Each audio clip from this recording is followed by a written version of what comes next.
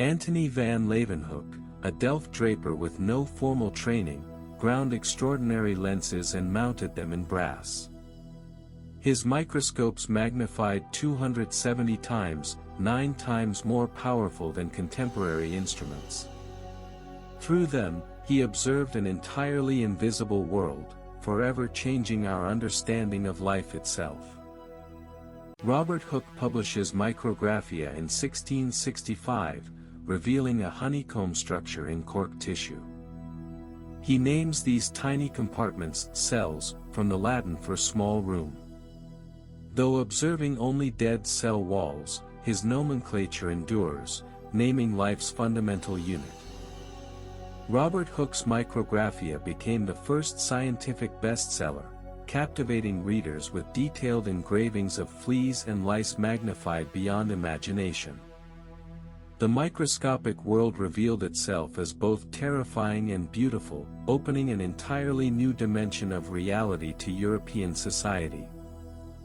Leeuwenhoek's letters to the Royal Society described impossible creatures living in water droplets.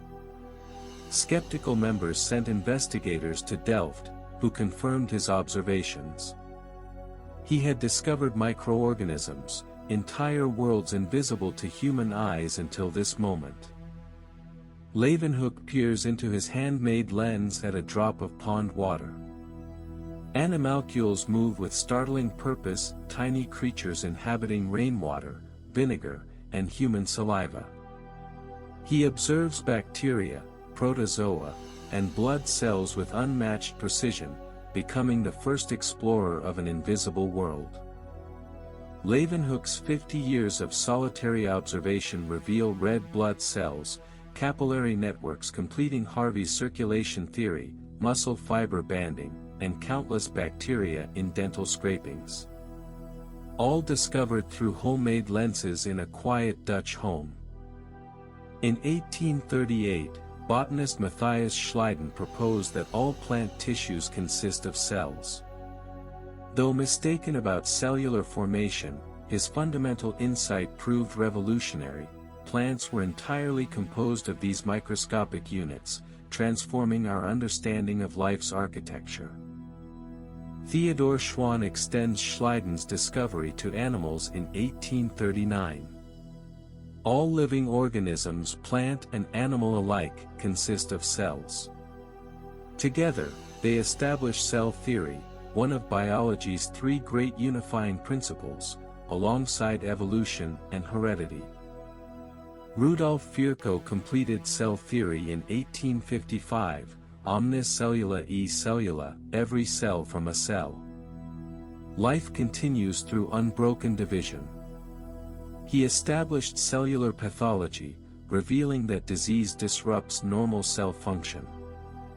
The cell became medicine's fundamental unit of understanding. Pasteur's swan neck flask experiment of 1859 demonstrated that sterilized broth remained pristine when sealed with a curved neck. Breaking it allowed microorganisms to flourish. Life comes from life, establishing germ theory and linking microorganisms to disease.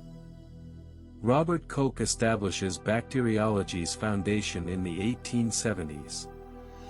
He cultivates anthrax bacteria in pure culture, infects healthy animals, and recovers identical bacteria from disease.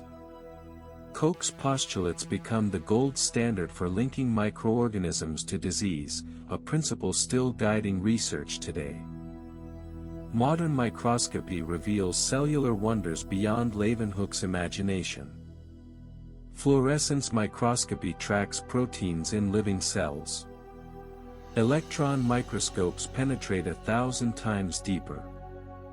The cell emerges not as a simple unit, but as a city of molecular machines performing specialized tasks. Leeuwenhoek's hand-ground lenses reveal an invisible kingdom. Hooke names cells in cork tissue. Schleiden and Schwann established the cellular foundation of life. Virchow declares every cell originates from existing cells. 2 centuries of discovery unveil life's fundamental unit. I am Takku. A Dutch merchant ground lenses and discovered that life teems in every single drop. Subscribe to Wisdom of Takku, because the invisible world has always been the most important one.